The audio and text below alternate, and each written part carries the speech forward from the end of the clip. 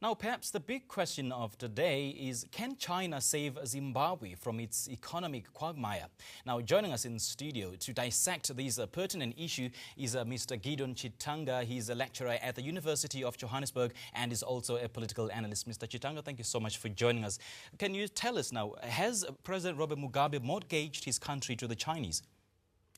It looks more and more that the country is so exploitatively being mortgaged to the Chinese investors, probably the Chinese government and different private actors from China.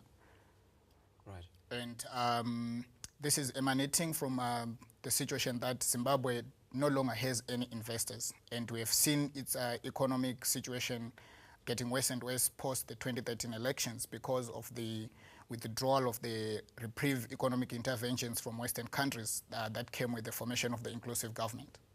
Right. Now, are African governments able to negotiate the terms of their interaction with China as the main funder without, of course, pawning, to put it mildly, pawning their countries to the Chinese and subjecting their people to exploitation? A lot of African countries do not have that much leverage, not only in terms of engaging with China, but engaging with different investors. And having said that, Zimbabwe's situation becomes extremely precarious given that it can't benefit from investment from any other investors other than the Chinese because of the political situation in Zimbabwe.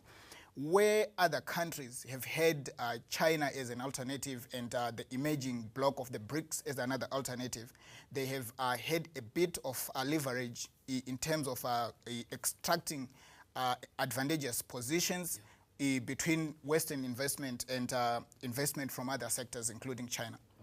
All right. Now, there's a concern that China disregards human rights. I mean, you will recall that China has repeatedly stated that it won't interfere in the internal affairs of each and every country. So in the spirit of non-interference, is that a justification of China doing business with pariah states, to put it mildly, and dictators such as President Robert Mugabe? So, which also means that civil society cannot hold them accountable should they flaunt certain laws.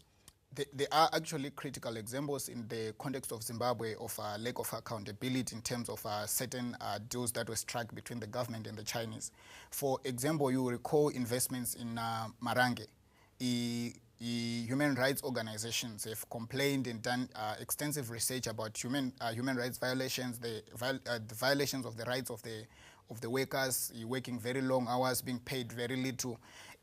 At a higher level also, the interaction between the government, which is the main stakeholder, and the companies that are involved has been extremely opaque to the extent that the money that has come out of Marange specifically has not been accounted for. In 2009, 2010, during the tenure of the inclusive government, former Finance Minister Tendai Biti has been known to demand from ZANU-PF ministers and politicians to account for the resources and the monies that came from the sale of diamonds from Marange. So that's a critical point, the issue of human rights violations, the issue of the secretive nature of deals that are cut between the Chinese and the concerned governments in Africa.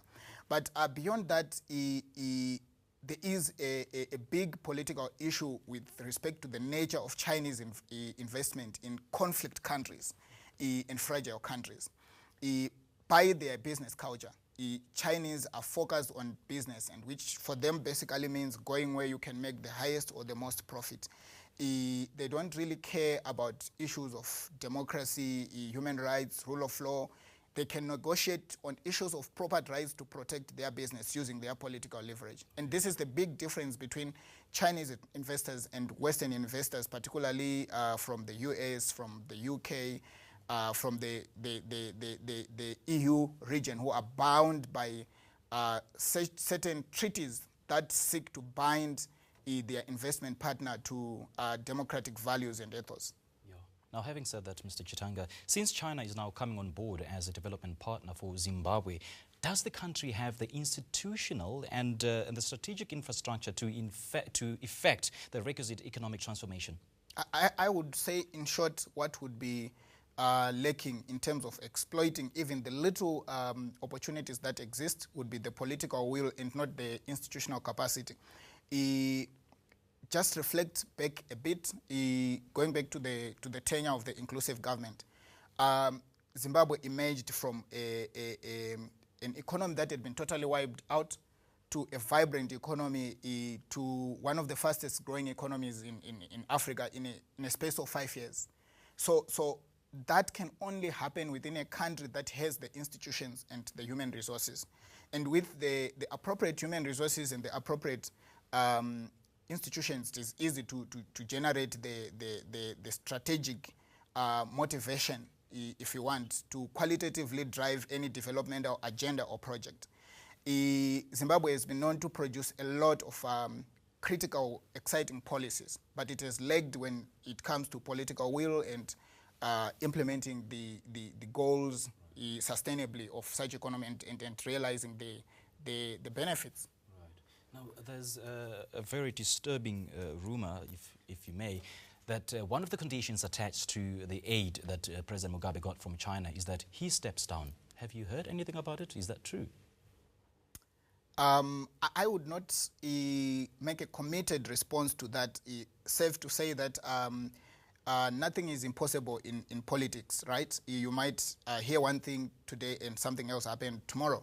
But the history of relations between China and Zimbabwe, although they are historical, dating back to the liberation struggle, and they indeed changed when Zimbabwe was stable, when it enjoyed good relations with Western powers, Chinese influence to Zimbabwe was very minimal until 2003, when Zimbabwe formally then adopted the Look East policy. Having said that, if you look at the relationship at the level of government and the level of the political parties, the Communist Party in China and ZANU-PF in Zimbabwe, you can't really say they are so close as to influence the internal dynamics of each other either way. So from that perspective, I would say, in spite of the seemingly close relationship between the two countries, they are so distant in terms of their internal political dynamics, the internal political trajectories, the nature of their political regimes. I would see domestic Zimbabwean politics, and particularly ZANU-PF politics, is so difficult for any external player to be entangled with, and it doesn't look like Mugabe is may be true, you say? Those reports may be true, you believe? I mean, I would say you never know with politics. That's what you say. You never know with politics. Okay. But what we know about the relations of the political parties of the countries that are involved and the countries that are involved is enough to just throw some skepticism on the reports. All right. Mr. Chitanga, thank you so much for joining us. Thank you. All right.